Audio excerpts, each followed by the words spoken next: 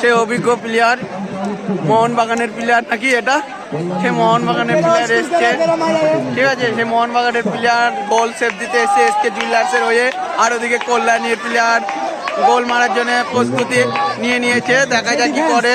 সেই ডিফেন্স, দুই ডিফেন্স, এদিকেও ডিফেন্স গোল, এদিকেও ডিফেন্স গোল দিচ্ছে। দেখা যায় কি করে সেই পার্কুলুর মাঠে। দেখা যাক দুজনারই একটু সম্মানযোগ্য প্লেয়ার সব। দেখা যাক কি হয়, দেখা যাক। অভিজ্ঞ প্লেয়ার বলতে বলতে মেরে দিয়েছে, কি করলো, গোল। বলছে বলছে সেই ছেলে ভালো উন্নতি হয়েছে তো। এই দেখেন স্যার, সেই র্যাকেট খেলার জন্য তৈরি হয়ে গেছে। এখানে ফুটবল খেলা হচ্ছে আর ইনি র্যাকেট খেলার জন্য তৈরি হয়ে গেছে, র্যাকেট নিয়ে এসছে।